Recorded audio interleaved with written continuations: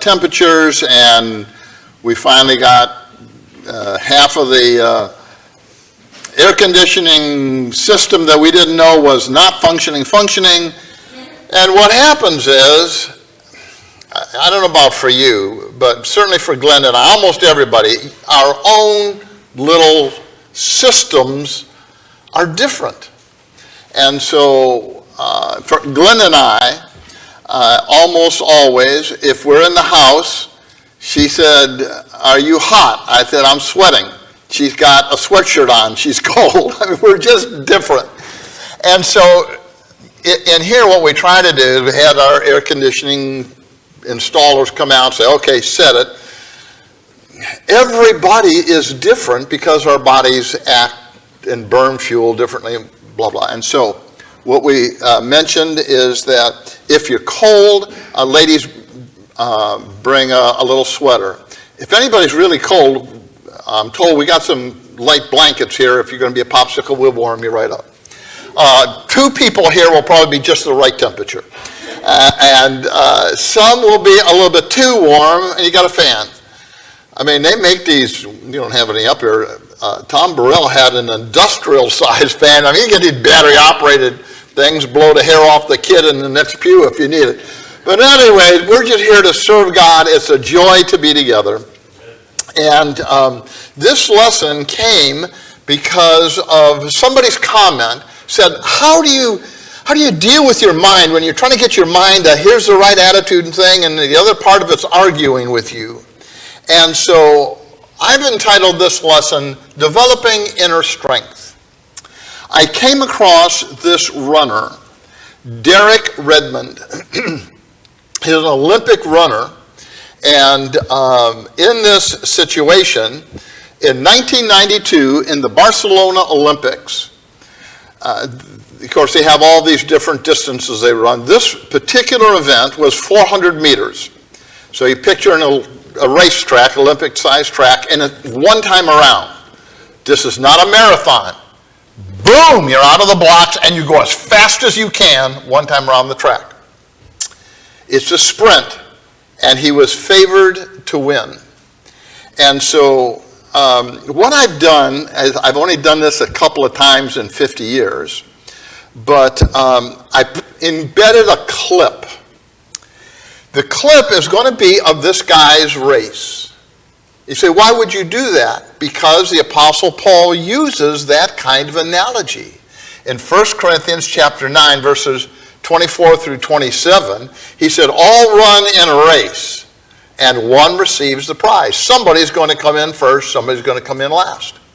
The same kind of analogy is used in Hebrews chapter 12, verses 1 and 2. That fixing our eyes on Jesus, let us run the race with endurance. Now, this is not just for, hey, here's an interesting race. It is. It's one of the Olympic greatest races, and the idea is don't give up. Because what happens is sometimes we fall down and say, yeah, but now what should I do? And so here we go.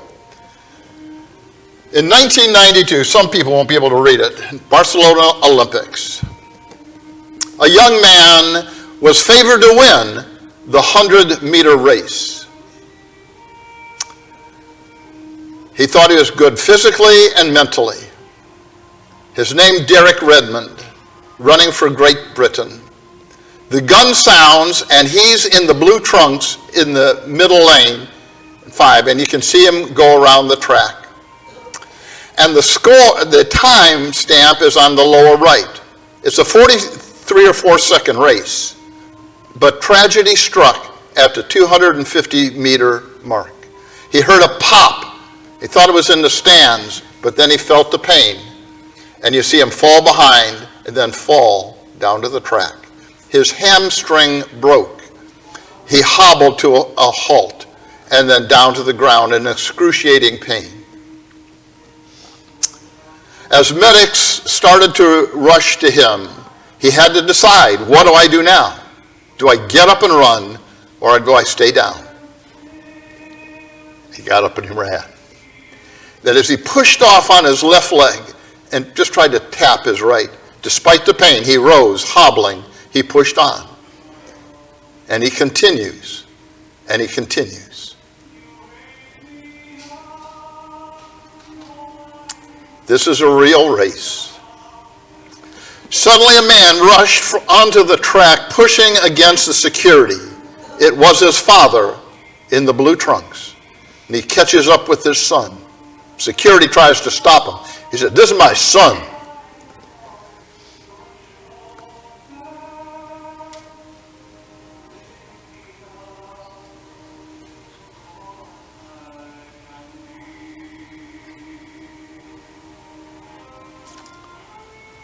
The father said, "You don't have to do this." And the son said, "Yes, I do."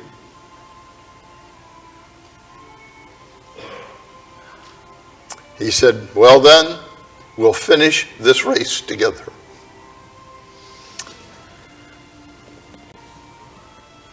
And he helped him across the finish line. Others tried to help. Father waved him off. "This is my son. We're fine."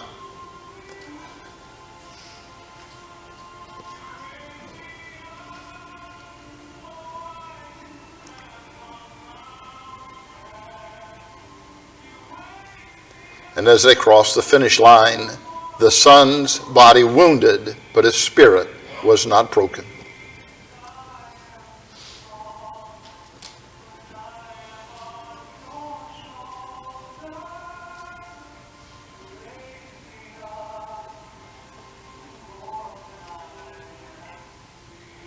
He may not have finished first, but he crossed the finish line to a standing ovation that was greater even than the one that ran the race. And life can seem like we're sometimes in a race. We feel rushed, sometimes competitive. There may times we feel utterly broken. The question is, what do we do? God knows. And he rushes to you, but we must allow him to wrap his arms around us. What aches do you bear? What's crippling you? What burdens you?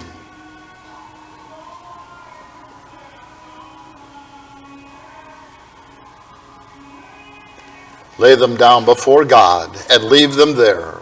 And God simply asks for strength to accomplish what he has given you to do. Think about that. As we look at this man, this is Derek Redmond, voted one of the official best motivational speakers in 2025. He was asked, "How do you become successful?" And he said, "You get up one more time than you're knocked down." So if you're knocked down 1,000 times, he said you get up 1,001. And if you're knocked down 1,000,000 times, you get up 1,000,001. And when you get up as if it's your last time. Proverbs 24:16 says, "A righteous man falls 7 times and rises again." What's the message? You don't ever get up. What can outlast that? And so I want to share this thought along this line of how do you develop that kind of inner strength? My parents never talked to me about it. Maybe I wasn't open to it. Maybe they never thought about it. But it just never came up. But as a young man, I looked at others and I thought, I want to understand those principles. And if you would put a few thoughts together, Paul, what would you say? Well, number one, if you want to develop inner strength, determine what your goal is. The person says, well, I don't know, I just kind of drift around. Well, then, there you go. You'll just kind of drift around and you'll hit exactly what you're aiming for, which is nothing.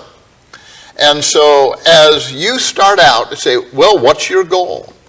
In 1 Peter 1:13, and the last third of it says, fix your hope completely on the grace to be brought to you at the revelation of Jesus Christ. You want to be successful. You want to be strong. Figure out what your goal is. That's what I want to do. Well, Paul, don't you want to be a deep sea diver?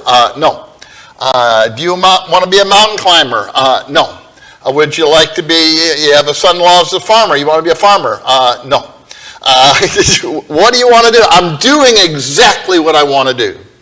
And in that realm, I want to be a strong person.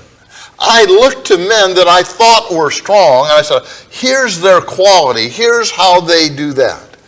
In Ephesians chapter 6 and verse 10, Apostle Paul encouraged believers in Ephesus, a major commercial city.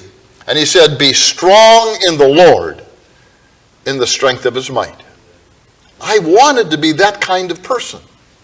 And so if you were to talk to young people and say, how do you go about it? You determine if that's your goal. If you say, oh no man, I just want to sit on a dock of the bay. And, well, people have that. I just want to smoke weed. Well, people do. But that wasn't my goal. I want to get to heaven. I want my family to get to heaven. I want you to get to heaven. And I want to get there and be a strong person on the way. Well, how do you develop that inner strength? Well, certainly you set a goal and then set your mind for action. I like this picture of the runner. It just kind of blurs. I mean, they're going someplace. And we noted 1 Peter 1:13, see the third part of the verse. I want to notice the first part. He said, set or prepare your minds for action. If you want to get whatever it is done, you want to finish your school, you want to raise your kids or build a house or advance in your profession, you want to grow as a Christian, it can't just be, well, I've been waiting for it to fall on me. I don't know how that works. Autumn leaves fall on you if you stand in one place long enough, but generally that's not going to be the height of our life. You say, what is it I want to do? Once you figure that out, say, am I prepared to do it? And if the answer is no, then change where you want to go because you're not going to get there by accident. Passage I like is Daniel chapter 1 and verse 8. Daniel made up his mind. He said, okay, here's what I'm going to do. Whether it's education or health or social or whatever it is, you determine it's going to cost effort, money, time, something, but I'm determined that's what I want to do. Daniel 11:32, and those that know their God will display strength and take action. I don't know about you. I have a tendency, I like the idea of procrastinating. Well, just kind of put it off and sooner or later, it becomes later. And so you have to determine, if I were to take action, what do I need to do next? A lot of times it's make a call or send a letter, get advice, start the project. It can be an academic project. For students, a term paper or whatever it is. It's so hard, and the people put it off. If it's around the house and fixing things, most of the time it feels like it's bigger than it really is. And it may be somebody else just has, well, there's the answer to that. Ben Cordoba wanted to fix his fence. I looked out, man, the posts are great. He said, I can put the stuff in between. Our own porch had, for the rainwater and whatnot, had begun to dip down on one side. And our nephew, Craig Miser, came out, background in construction. I thought, man, what do you got to do? Dig under it? We're going to have to put a 9-ton jack in the dirt, and how are you going to do that? And it's only so much room. He brought out a car jack, put it up, put a adjustable pier block and a saddle under it, job done. Wow. Because once you make up your mind, I want to do that, then you said, okay, now it's time for action. When am I? You determine the project, the step by step, and get on with the program. One person said, it's not procrastination if you have no intention to do it. We've left the realm of, well, I mean to, I intend to. You're just kidding yourself and those round about you. The word now is used 2,000 times in the Bible. Today is used over 250 times. They're great Bible words. So you say, what do? You say, I've made up my mind. There's the goal. And I start now. Here's how I'm going to do that. You say, yeah, but there's so much to do. What do? You take one day at a time. I just like the beach because it kind of suggests kind of quietude. It's not the rush of traffic and school and all such as that. And that passage we're familiar with in Matthew chapter 6 and down in verse 34, he said, do not be anxious for tomorrow. Yeah, but how am I going to work that? And what if this doesn't work and that? And two people might say something and I don't know how to fix it. And he said, tomorrow will take care of itself. Each day has enough trouble of its own. I mentioned Jim Hester has become my keeper of great little sayings. And this one, he just kind of, I'll say, said by accident. I mean, it was just, we were trying to get some digital thing figured out a few years ago. And men were getting time to broadcast, and he's down there fixing it, and I'm winding tighter. And I said, Jim, are we going to have it ready in time? He said, we either will or we won't. And I went, well, that's right. And what it allows us to do, rather than somehow I have got to fix everything, it either is or it won't. Do I have to worry about it? That'll take care of itself. And there's times, because the whole digital universe collapsed or something, we weren't able to broadcast. Other times we will. Earth goes on. What if we take just today's challenges? Yeah, but tomorrow it might be that we'll handle those things tomorrow. One day at a time helps develop that inner strength rather than that inner anxiety. Well, how do you develop that inner strength? Well, you speak to yourself positively. Encourage yourself. I like this graphic. It's just a 3x5 card says I can't. And he's cutting off the apostrophe T. What does that mean? Well, I can. We look at ourselves, yeah, but I don't think I'm gifted enough or strong enough or wise enough or talented or good looking or something isn't enough.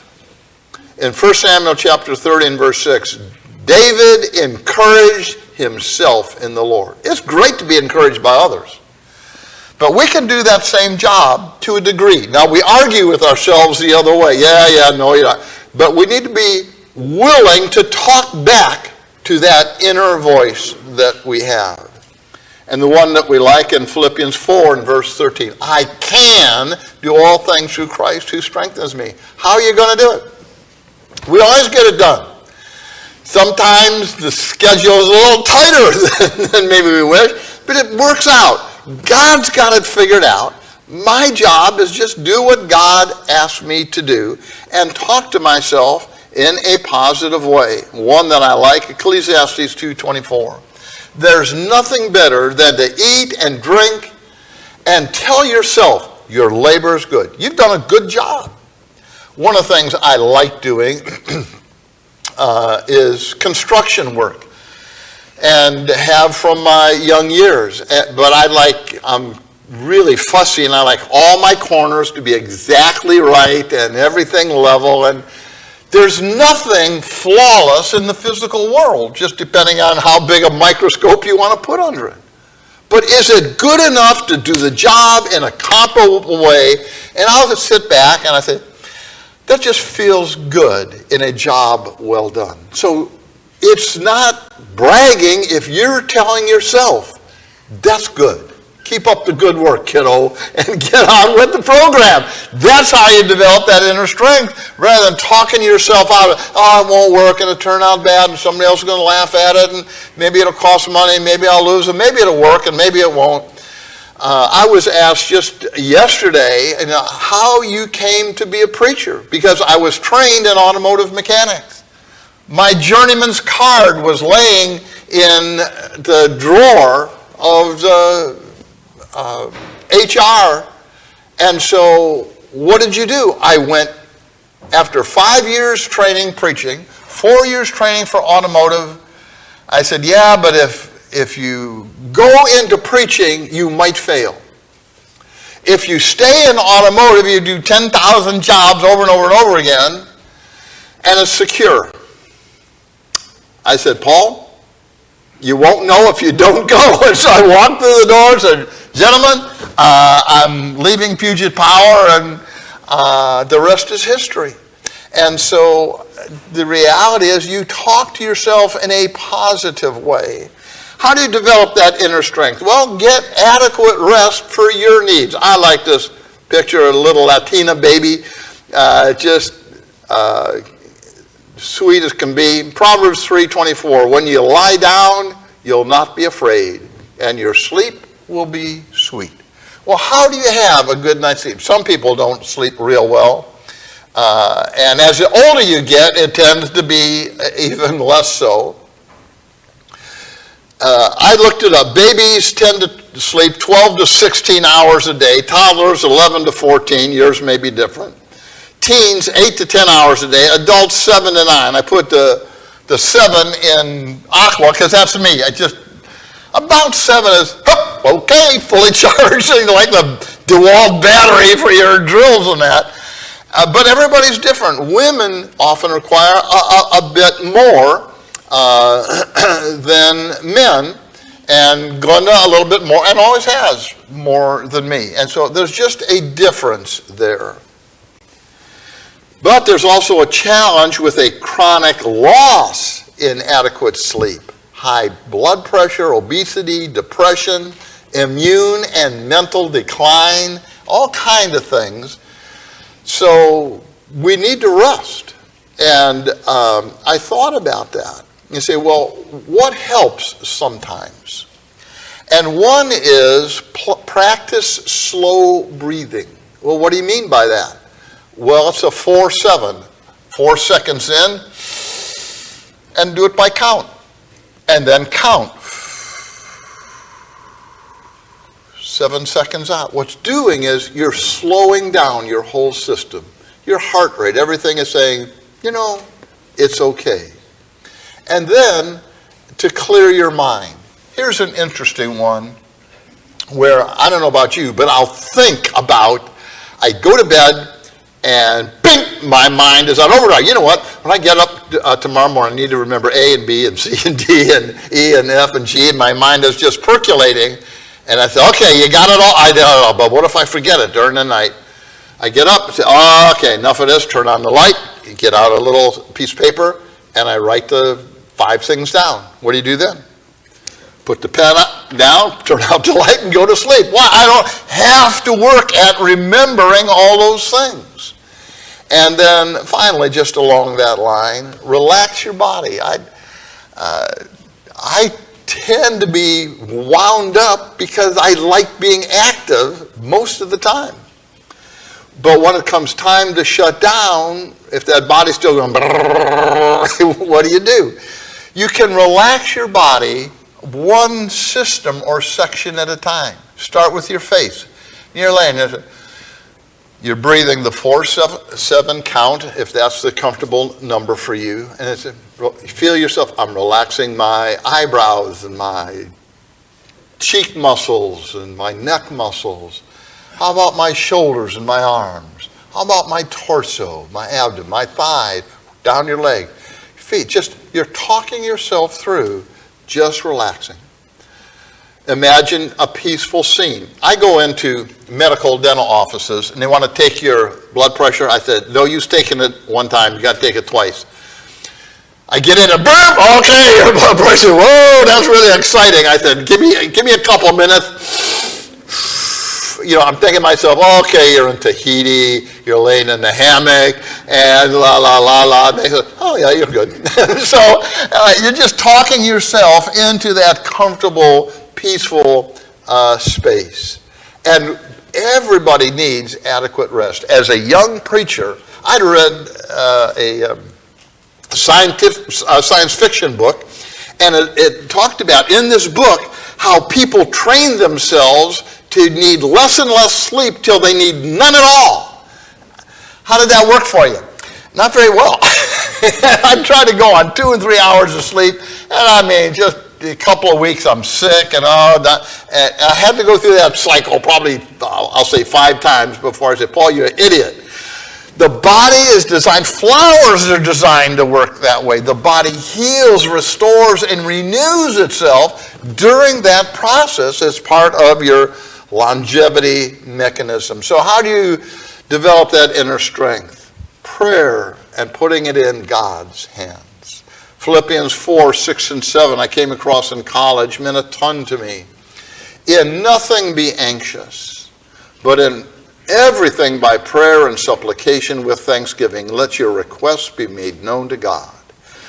And the peace of God, which surpasses all comprehension, shall guard your hearts and your minds in Christ Jesus.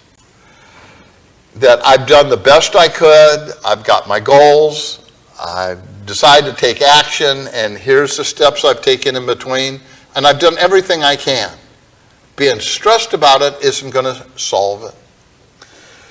David, when Absalom, his son, was trying to kill him, Psalm 3, 5, and 6 said, I lay down and slept. I awoke, for the Lord sustains me. I will not be afraid of 10,000 enemies who surround me. It just is what it is. We'll get through it. You go, how about that? Wow. So how do you do that? Well, ask God, put it in His care, and then express thankfulness. Some people suggest journaling. That is, they'll have a little notebook, and you just write down the blessings. Maybe if you have 14 a day. And just as I thought about them, I so much appreciate family. The peace that God gives that was not in the family into which I was born.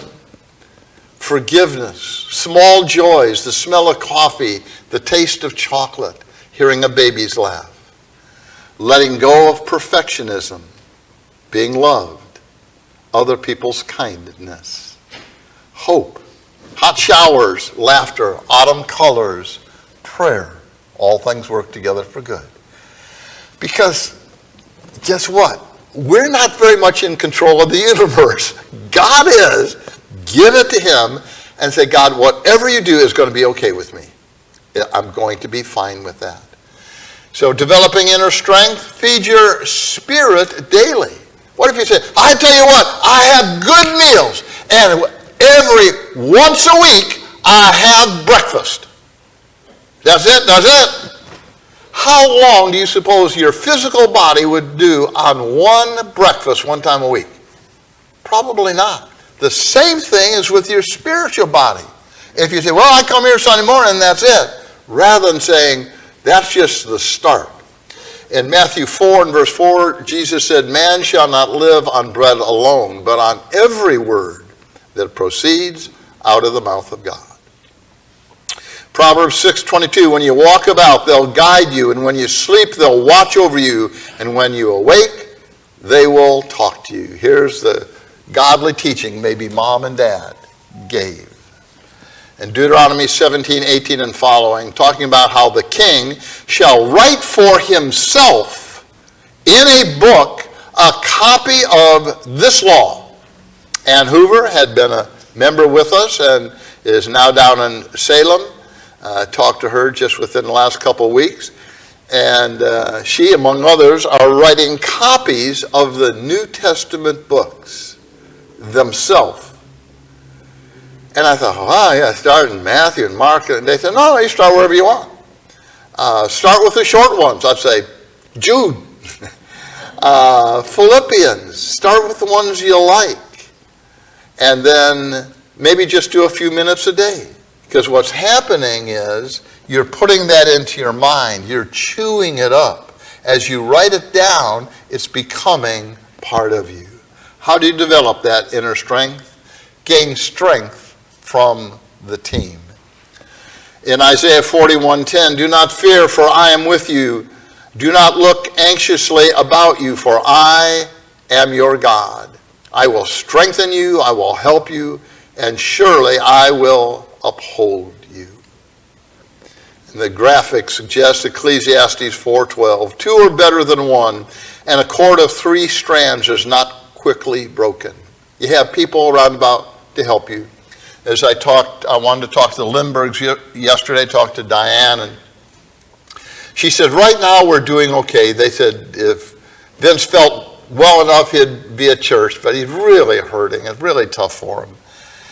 And she said, right now we don't need anything, but if he doesn't start an improvement, since she's watching over him and with him, they may in the future need help shopping. I said, man, I tell you what, I'm no kind of shopper, but I'm happy to go and shop, and I can find stuff and ask the store clerks what to do. And I said, I just want you to know, Diane, you're going to feel hesitant to ask. People are waiting and wanting to help. You just ask when you need it. We'd be glad to step in and do it. Proverbs 27:17, as iron sharpens iron, one man sharpens another. We encourage each other. We get better because of that. In Proverbs 13 and verse 20, walk with the wise and you'll be wise. So surround yourself with people that are positive, that want to do what God wants. They'll help you do that. If you say, well, I wonder how to do it, then ask them. Can I ask you a question? You seem really positive. How do you handle it when? And they'd be glad to help. So as we come down to the end, this lesson was developing inner strength, and I like the graphic, running the race, because that's where we started in 1 Corinthians chapter 9, 24 through 27. He said, run in such a way that you may win. Well, what are the principles that we looked at? Well, determine your goal. Then set your mind for action. I'm going to, and it's not someday or sooner or later, but right now. And as I do, I'm going to take each step in its time, every day, rather than worrying about the end of the project from the beginning. I'll speak positively to myself, encouragingly, get adequate rest. I'm really relying on God. I want to feed my spirit, and I'll gain strength from the team. That's how you do it. We're family. We do it together. And so if you're here this morning and you've not been baptized into Christ, and you say, I'd like to study about that. I'd like to learn God's word, because I want to learn to trust him. We're going to be singing this song, Trust and Obey. This is the song that was sung when I was baptized, and maybe a number of you as well. And so if you say, I'd like to learn more about God's word, Paul, would you study with us and help us however we can help? Maybe you want prayers. We'd be glad to do it. Let's be standing as we sing this invitation song. Brother Ben. No, when we walk with